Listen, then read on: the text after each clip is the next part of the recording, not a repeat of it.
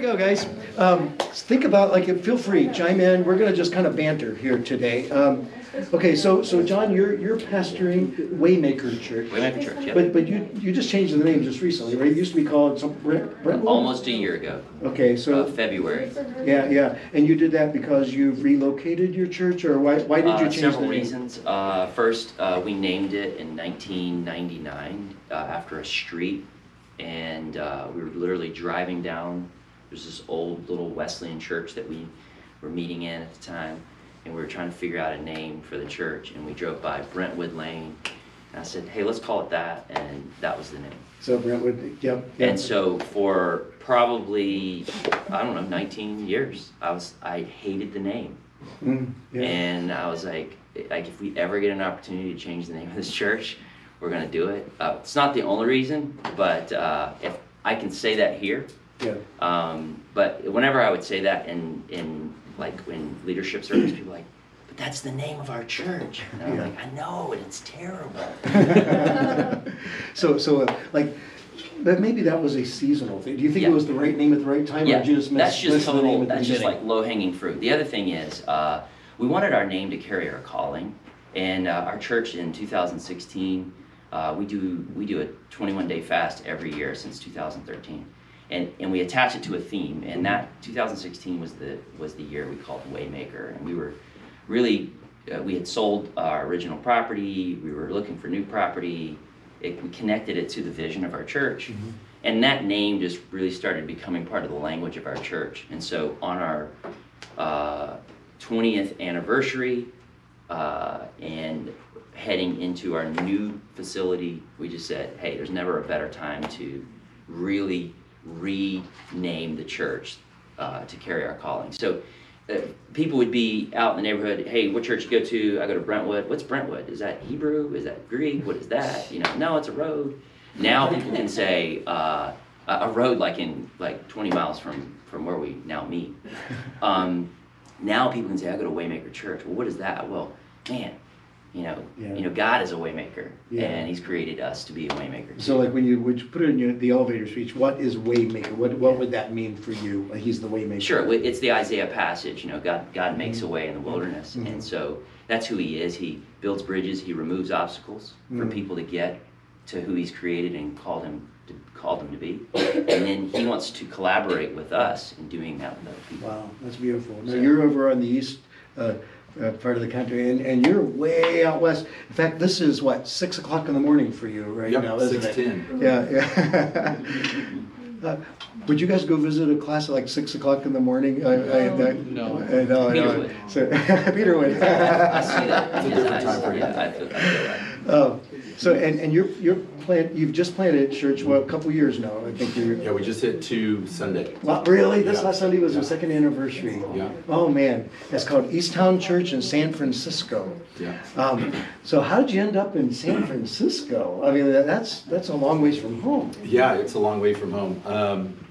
So we were in a church right outside Detroit called Kensington Church, and we launched their 4th campus. And just really felt called to start a church. Well, at least I was called. I went to my wife and I said, hey, I think God is asking us to plant a church. And she said, by us, I hope you have a friend in your pocket. I'm not going. But she's originally from Sacramento, so I thought, West Coast. But the reason the Bay Area is because it's the most unchurched, de-churched population in the U.S. And I've always had such a passion for unreached people groups. We work with, try to stay in that area. So yeah, so we left Metro Detroit in 2018. It was 2018, and was it 2018? Yeah, it was 2018. Wow. Was that 2018? I think it's 2017. 2017, there we go. And so it was my wife and I, we have 4 kids, 3 of our kids were still living in the house, so it was just us, and we knew one couple. And so I thought, going out there, it'll take us about 6 months to get a launch team. Yeah. Yeah, that was dumb. But we just started, it took us about a year to get to a place where we thought we could launch a church. Wow. And so there's a lot of spade work. Oh man, yeah, it's crazy because if you're in an unchurched de-church population, it's not even in the fabric, right, of what people are thinking. And so you start with, most of our launch team was unchurched. And so we knew that that was really important. Yeah. And that was a really bizarre thing Yeah. for us to think about, is how do you start a church with unchurched people or de-churched people?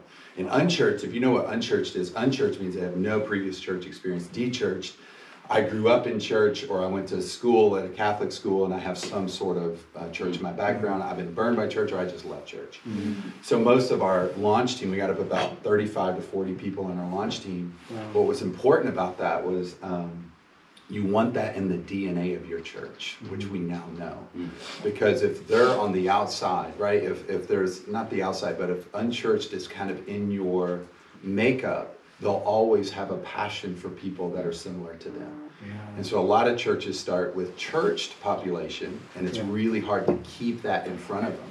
So we knew, we learned that in the process. It wasn't, because at first I was thinking, man, if we could get more people to go with this or this, but God knew like that was going to be something that was really important. Man, that's just remarkable. Now, you're on the West Coast, you're on the East Coast, yours was a church plant, yours is a church revitalization. Yep. So you came into that church 20 years ago. How long had the church been in existence? 70 years old. It was a 70-year-old church. It was founded in 1933, right in the Great Depression in Campbell County, Virginia, by some Wesleyan Methodist folks. And man, they built it out of the earth. Wow. And no, it wasn't called Brentwood or Waymaker back then. It was Yellow Branch Wesleyan Methodist Church. So we needed a new name. I don't know where the branch was. It was yellow, but we had to get rid of that name. So one question I'd like to maybe explore the contrast between your two contexts. Mm-hmm. I mean, you're like in Lynchburg, Virginia. Lynchburg, Virginia is the buckle of the Bible Belt, right? Logan, you're from Virginia, right? I sure am. Yeah, you're Roanoke, isn't it? Roanoke, Virginia. Yeah. What high school did you go to? Lord Bonneton. Okay. I went to Northside Junior High School. Right on. Did you guys play each other? We did a few times. Yeah. You guys won state championship this year. Yeah, we did. Yeah. Sorry, I'm sorry. We had a moment. So and let's explore that a little bit. Like what's it like, say, to go into an existing church? I mean, you had to change something. Like you had to make changes to an established situation. It was already set, and you had to come in and change it. Like, oh wow, that was hard. Well, maybe it was like this. Yes, yeah, okay. That's right. I started hitting. It's like, we're gonna change. change around. Yeah, of course, now you don't have to worry about that because you've got it. And I've heard it's easier to have a baby than to revive the dead. So let's talk about that just for a minute. What either one of you can jump in on that. Well, okay. So, full disclosure, there was 14 people at this church when I came there. Wow. So by the time I got to it in the late 90s, it had seen its day, and then it was dying. I grew that from 14 to 4. You caught it, thank you, Chad. In about 3 months. So I was really feeling good about my leadership at 22. But it was actually a blessing that I was such a terrible leader, because I had these 4 ladies who were like, hey, they were all retired. And they had done everything in the church for decades. And they basically just said, you seem committed to us. Mm-hmm. And I said, yes, we're committed to be here. And they just said, whatever you think we should do, we're in. Wow. And they just wanted to reach their grandkids with the gospel. Mm-hmm. And they knew that what they had been doing was just failing at that. So they essentially just handed the keys and said, we will support whatever. And I said, let's shut this church down and start it over. So you did like an actual restart. Yes. How long were you without church then? So you're a pastor of a church that doesn't exist then for a little while. Well, we shut it down one weekend as Yellow Branch Wesleyan Church and opened it back up the next week. Oh, just the next week. So you didn't have a year in between or anything like that. Just put a new sign in out. Yep. Wow. Put a new sign, everything. Wow, cool. So did you have those four little old ladies, were they like the worship team, the bass guitar? I was actually, I did everything that first year. Wow. Yeah, I actually led worship from a CD player. And a microphone. Like, I'm not kidding. It was terrible. It was terrible. Like, I didn't want to go to church there that week. So It what was was it bad. what was it that caught fire? Like, because something happened. I mean, you have more than 4 people now. I mean, you reach people. What was the thing? What made it turn around and start going? You know, from the CD player days to like the way it is now. Well, there's something happened. Something happened. I think I'll say this, and then I want to hear your story. Yeah. I think it was these ladies, and then my wife and me. So the 6 of us. So, if I ever write a book about how to build a launch team, okay, like, people would not buy this book, right? Like, okay, so let me get this straight. You got 4 retired ladies living on Social Security, and you and your wife have been married for 3 months, and you shut down a church and started it all over. It's like, yeah, that's our story. And that's why I think it's cool, because it wasn't my skills. It wasn't my strategy. It wasn't our clever marketing. It literally was just a passion to reach their grandkids. And they were willing to say, we'll change the music, we'll change the structure, we'll change the vision of this church. And because of that, I think that caught fire. Yeah. And there, 60% of the population in Lynchburg doesn't go to church. They would be de-churched or Wow, unchurched. 60% of Lynchburg. But 40% do, which is, you know, I mean, when you're looking at his context, 40% would be, might as well be, you know, everybody. But that's our story. So I think it was literally just a hands open mindset. God, whatever you want to do. So you have to have a team. There has to be somebody with you. You can't do this all by yourself, right? I mean, those guys, they came along. They were willing with whatever they had.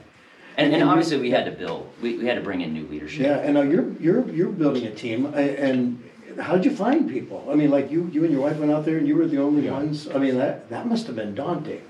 Yeah, I think Jon's downplaying himself a lot too. I think that passion that those 4 ladies had, and the passion that he had and his wife had for people that were unchurched or de-churched. I think once that flame starts burning out, that's when doors or churches just kind of implode, or they just kind of self-focus. But Jon has always maintained that focus for people on the outside, and I think that's something that was really important. I still remember our conversations when you were getting ready to close down or walk away. Like, you were trying to make a decision: do I stay with this church? Do I leave this church? Yeah. But it was something, it was the Holy Spirit that was keeping you there in that. I'm sorry, what was your question? Just about building the team. Yeah, and how to find those people. Yeah, man, prayer. Like, I really, we spent, if you haven't read the book Circle Maker by Mark Batterson, that's something that we lived by. We really did. We lived by prayer because there was nothing else. And we would sit in our home. I remember waking up in the middle of the night, still do this, and just, like, did we make the right decision over and over? Because we have children, and did we put our kids in, I mean, what are we doing? Where are these people going to come from? And I don't look like the people that we're reaching, right? It's like the Bay Area, the highest population is Asian, right? And so you have a ton of people that, they're just, if it's 97% unchurched, majority of that is because of different cultures and different religious beliefs and all those different things. So it's just a different context. So we start with our neighbors. And one of our first couples on our launch team had no church background, and we would run together every day. And I hate running, right? It's like, I didn't want to do it, but I knew, like, all right, maybe God. And I remember the day I asked him, I'm like, hey man, you should come and help me start a church. And he's like, what does that mean? I was like, I don't know, but you should come and help me do it. And we still have a picture of, there was 6 of us on that L-shaped couch, and then there was 8 of us, and then there was 10 of us, and then there was 6 of us, and then there was, right? It's like, it goes, like what Jon talks about, it's like it goes up and it goes down, but it's, you know, I did everything that I could to get to know the churches that were already in the town or in the city. We know that God is doing something. We're just there kind of riding the wave. I always talk about, we believe that there's been people there for 20, 30 years before us that have been praying. And so there would be weird, you know, just things that would happen where people are like, hey, I want to be a part of this. Some churches would even, the biggest thing that we've noticed is that churches will release money, funds, before they will release people.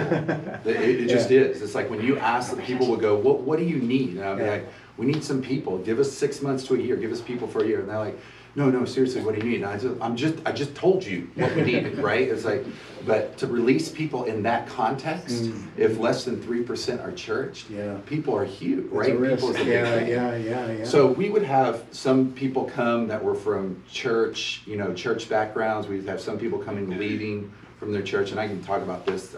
I don't know how far you want me to go on this, but we had such a solid vision that we were here for people that were unchurched and dechurched.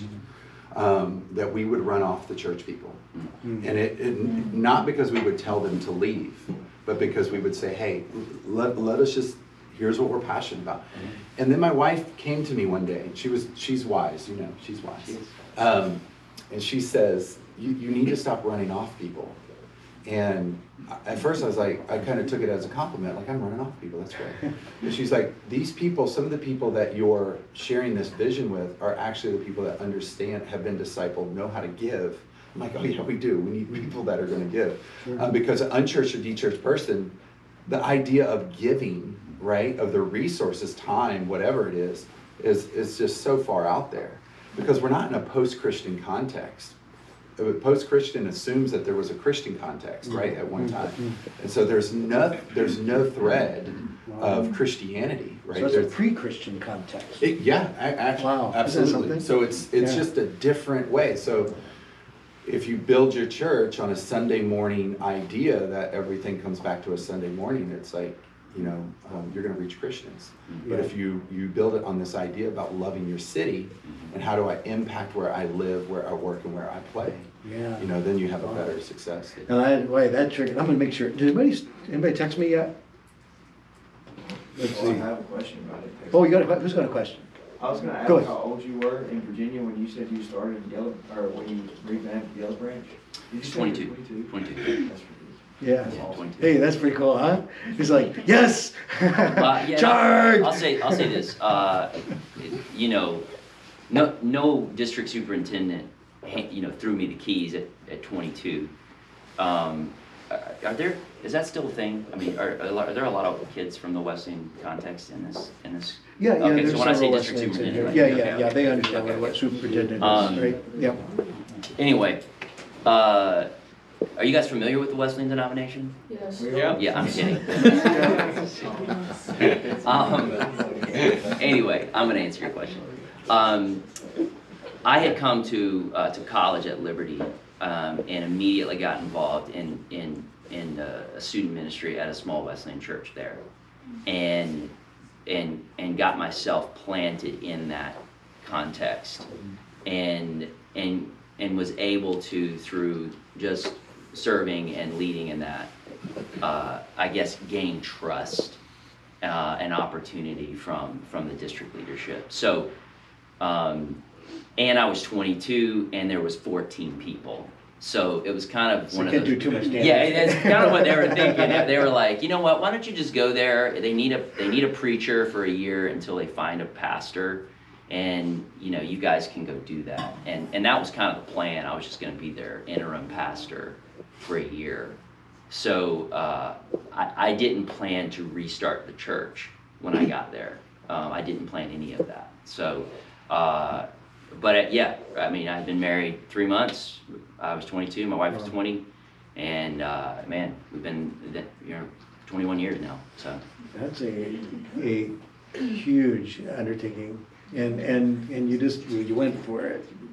Now, there are doors that open, right? Well, who else has another question? Can I add to that? Yeah, sure. I think if there's anything I can impart to you guys right now is if this is a ministry-minded class. In other words, if you're in this class because you want to lead in ministry, Yeah, at some they point, are. They're awesome. Just be involved now. Like, don't wait until you get out of college or get a degree.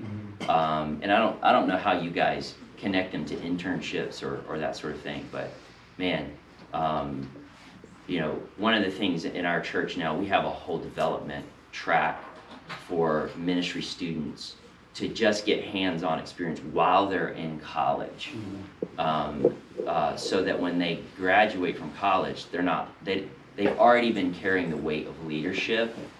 They've been able to fail in a context where it's like, hey, you failed, it's okay. Like, you can fail in this net here and stretch those muscles. I didn't have that, you know. I just, you know, we kind of figured it out as we went along. So, yeah. God gives you, He gives you grace to do what you need to do when you need to do it. Isn't that true? Yep. So, and then in the what you talked about, it's not a Sunday morning thing for you, but I'm guessing that in the 40% church, a lot of Southern Baptists, you know, I mean, that's what Lynchburg is. Sunday morning is probably really, really important. Absolutely, it's the opposite. So it's really funny how what goes on the West Coast, you just flip that, because pagans in Lynchburg, we'll call them pagans, right?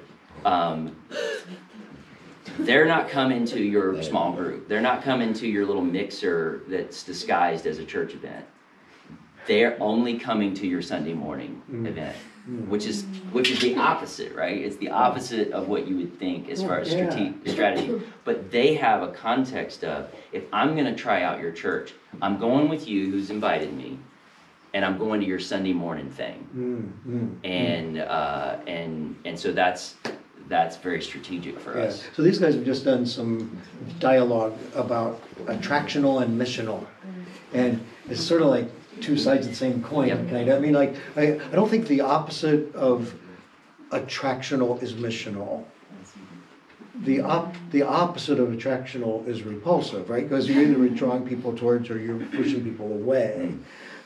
However, there's another way of looking, like the lizard church and the frog church. The frog church sits there and waits for the people to come, and the other is like the lizard goes out and catches the flies. How do you handle that attractional, missional? These guys have done thinking, writing. People are all over the map about which way they tend to lean on it. Like, how does that work? Let's say in your context, Clint, in San Francisco, like, are you, like, it sounds like you're building something that's not Sunday morning is the locus of it. It's something else. What is the something else? How's that work? Yeah. Well, my gifts lie in the, like, I would say that in the attractional, right? It's like I've always been around an attractional ministry. You know, at my dad's church, I was there for 6 years.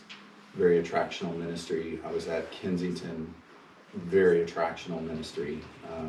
You know, very, very much, you know, a Sunday morning, but very missional too as well. And then, so going into this context, one of the things that we heard that I really felt like God was laying on our heart is build a church that the community needs, not that you want. And I think a lot of times we have an idea of like, this is what I want to be, or I want to be like this church, or I want to be like this church. It's like, no, what is it that the community needs? How are we going to really reach? How do we develop and build something that really reaches into the different layers of this community? So if you were to ever visit Easttown, you would, on a Sunday, you would go, oh, it's an attractional church. But that's only an engine for what we want to do during the week in the community, because we know we have very limited time with people. So I think what we try to really do is we're trying to, you know, we try to always balance that. Like we talked about this Sunday, like our 2-year event where we were just saying, hey, like we never set out. We were really thinking about not starting a Sunday morning, but we didn't know how that looked. So we interviewed people. We even interviewed people that never been to church. And would you come to a place, you know? And they're like, no. And I watch the 49ers, or I watch, I watch football. But I think one of the things that we are trying to really work on is this idea of we have this initiative called Love Local, and so we built Easttown on Luke 15. Is wouldn't you leave the 99 for the one? Well, we don't ignore the 99. We try to inspire and cultivate a heart for the one. And so not many of the one come on Sunday morning because we know where the one is your next door neighbor. The one is in the cubicle over. The one is where you're hanging out socially, right? Yeah. And so how do we teach people in a current, relevant, culturally sensitive way to be the priesthood of all believers? That you are, right, is like, I'll never meet your friend. I'll never. So how do you, like, I would even say what Jon is talking about is like, hey, get involved in ministry. And I think I'm talking about this a little bit this afternoon, but if you're not if you're not in relationship right now with people that are far from Jesus, it's never going to happen. It doesn't just happen. People think if I build a stage, if I get a church, if I build a platform, it's like I have to have ongoing relationships with people that are far from Jesus. We are moving quickly to a time, like whatever's happening in New York City, Portland, Seattle, San Francisco, eventually catches up with the rest of the world. Wow. Yeah. So what does our current relationships look like? I remember getting out of college and going, I don't even know how to do self-evangelism. Like, I don't even know how do I build a relationship with people without treating them like a project or getting them to go to a church, because they might never go to church. 2 neighbors down are, they're Muslim, and we love them. And our goal is never to get them to go to Easttown. Our goal is to show them Jesus. But if that's not happening in our life currently, if we're not being exposed to that, on a regular basis and know how to have, most pastors I meet with, I ask this question all the time. Who are 2 or 3 people that you have in your life that don't know Jesus and you're not trying to get them to come to church? Majority don't. And so that was one of the things that God really impressed on me when I moved out here. It forced me into an area where it's easy to cast a vision in a church of already people that believe.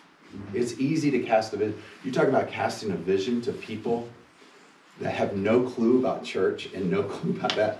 I fumbled all over the place because I was so used to a context that, hey, let me cast it on somebody else's platform. Let me tell you about this. To get people to rally behind it. But now, nobody knows who I am. Nobody knows. So you have to depend on the Holy Spirit. It's like, I'm going to do what God asked me to do, and then I'm going to just depend on the Holy Spirit. Right? And there was a lack of dependency. I know I'm going too far. But there was a lack of, there was over 15,000 people at our church in Kensington. Like, it was crazy. Huge church. There was a lack of dependency on the Holy Spirit for me. This is me. It's like I had so many safety nets. We had so many programs. We had so many of these things. But there wasn't anything that was happening in my life where if it did happen, that I could point to the Holy Spirit. I could point to a program. I could point to these type of things. So looking at that context and attractional and missional is like, we have to live our lives on mission, right? We have to, the missional communities, you guys have probably talked about this, but eventually it just becomes a community. Somebody has to be in there, like Jon is talking about, that has to keep that fire hot. For that outreach evangelistic fire. It's the first thing that goes out. Yeah, absolutely. So, hey, real quick, Wes, can I ask you a question? Sure. Okay. I was watching the snow out here. No. Yeah. Serious? It's not gonna stick. Now, how did that happen? What did you guys do to us? What did you do to us? Snow? You brought snow with you. Unbelievable. It's just enough. Okay. Wes, you started Daybreak. How long ago? 1989. 89. Wow. So that's like, I'm trying to think how many years that would have been. 30. Wow. Yeah, that's awesome. And so you just celebrated your 30th anniversary at the church, and that was a plant, right? Was it a parachute drop, or was it? Did you have a sponsoring? Kentwood Community Church, where Wayne Schmidt was pastor at the time. We interviewed for the job from North Carolina. We lived in North Carolina, and we landed the position. So we moved in, dropped into this community, knew no one, little town called Hudsonville, and that's how it started. Wow, that's just Kentwood gave us 25 families that said they would commit to 2 years. I didn't see those 25 families for 2 years, but at least they said that. I would say we kept probably half of the 25. That's how it started. yeah. Could you chime in on this question, like, say about, Sunday and then sending people in the week and how to balance all that from your perspective? Well, I was surprised how ours started. Ours started much larger than what I expected. The first Sunday, we had 327 people that showed up at a little elementary gym. I didn't expect that at all. I expected 75 people. We set chairs up for 75 people. Wow. Threw another 25 at the last minute, but 327 people showed up. We were shocked because this was a very church community. Yeah. 40 to 45% church. Yet it showed us that there was a real need there for a church like ours. And I was planning to do it the old-fashioned way. And when I say old-fashioned, I just thought I would have to spend much of my time during the week building relationships, meeting with people, and just start that way. It didn't happen that way. So we had to form an organization very quickly to take care of 300 people. We never dropped below 200. And in some ways, I regretted that we didn't have to start from a smaller point and build up. But in one way, I never really got to know these 300 people because it was big from the beginning. But there was no church there called Daybreak until we announced that first Sunday we were going to have a church. Yeah, so there's this infrastructure piece that has to happen if God gives something to you, if he just pours people into your lap, you got to figure that out, right? I mean, otherwise you say, no, I don't, no, we don't want to do that. Interesting. They referred to us as a quick start, fast growth church. Yeah. That was a term that I heard other pastors calling us. Oh, you're a quick start, fast growth church. And I didn't even know what these terms meant, but then I figured it out later. That's what they meant. That you announce, literally we announced 2 weeks before with a brochure in people's mailboxes or on their front door, or actually invited people. We passed out like 1,000 of those. That was 2 weeks before we announced. Wow. And that many people showed up. I don't think that would happen today, honestly. Yeah, maybe I think it would be much more like Clint's deal than it would be with Daybreak. Daybreak was an unusual start.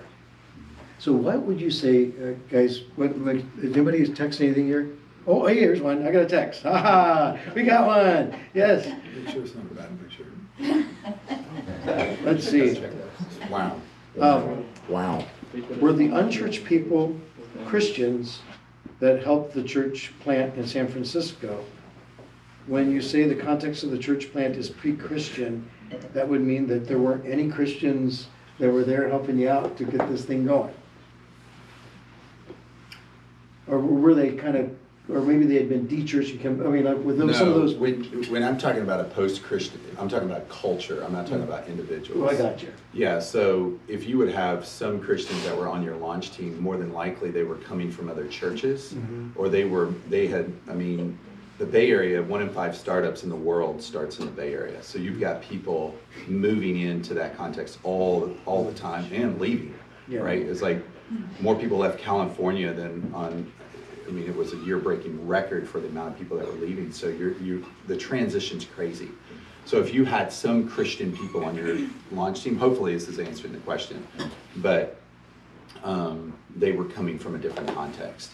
But I'm talking culturally, even if you read Billy Graham's book about his crusade that he had, there hasn't been much change even since then in San Francisco. He talked about how the culture was just so different. And cultures don't change. I mean, you know, from where they were rooted, right? It's a startup culture. People move to the Bay Area, right, to find gold, right? It was a startup. This is a pioneering generation, and so you still have that in that culture. Does that help answer? I think so. I want to chime in on something, if it's okay. Like a couple times a year, Liberty University's in our backyard, well, front yard, and a couple times a year, their ministry school will have me come in and like, hey, like you get 15 minutes to just we want you to come in and just say something before class, you know. And so I'm like, okay, what am I gonna say? Like what am I gonna say? Okay, so here I am. I'm Southern Wesleyan. I'm in this class. It's snowing outside, so I'm fighting the distraction of that. Like, snowing outside? What? Peter wants to see the snow. See, I've already lost Peter. Peter's gone. Yeah. I'm like, okay, so what do I say to these guys? Like, if I had like 5 minutes, like, and then I'm dropping the mic and I'm leaving, right? And I'm gonna go. And these are ministry-minded church planters, maybe people who are gonna be on a startup team, or maybe even a leader, a point leader in that. And it's like, okay, what? Like, and then so over the last 3 years, I just started narrowing it down to like, oh, this is what I've learned, and it just completely matches the Book of Acts, right? So I'm gonna tell you what these 4 things are real quick. Okay. Yeah, you're gonna drop. But I'm gonna start by saying there's an article that was written 10 years ago, and I'm gonna send it to you because then you need to send it to them. Oh, cool. Yeah. And it says that only 30% of Christian leaders finish their race running. Okay. And this guy who did the study actually went through the Bible, and he said he went from Genesis to Revelation. He says it's consistent even in Scripture. Like 70% of leaders in the Bible and now will flake out, will burn out, will limp into a finish line or some variation of that. So think about, like, do the numbers right here in this. Like, only 30% of you will not blow up your life or blow up somebody else's life or your marriage or your ministry, according to that stat. Now, man, I'm going to pray over you guys that you guys are all part of the 30%, okay, that are running to the end, okay, running to the end, right? And that doesn't mean that you lead this big ministry that people write books about and, you know, Instagram all over. Like, I'm just talking about you're faithful to the end, okay? So, Mark, I'm just declaring this over you. You're the 30%, okay? And I've known Mark for decades now, right? And so if you want to know what the 30% looks like, it's right here. Right? He's going to finish well. I'm praying another 45 years over you, okay? And then you're running, okay? So I say all that to just load you up, right? I want to load you up. I want you to feel the weight of what I just said, right? So that you don't walk out of this with your degree and then 6 months later you're blowing up your life, or you're blowing up your ministry, or you're blowing up your marriage, okay? Because statistically, some of you will. Okay, so lean into this. 4 things. So if I had 5 minutes with you, this is what I'd say. Number 1, work hard. Okay, work hard. You know this, right?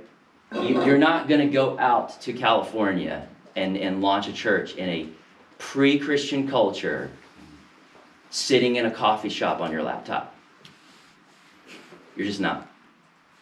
And so if you don't work hard, you're going to fail, just period.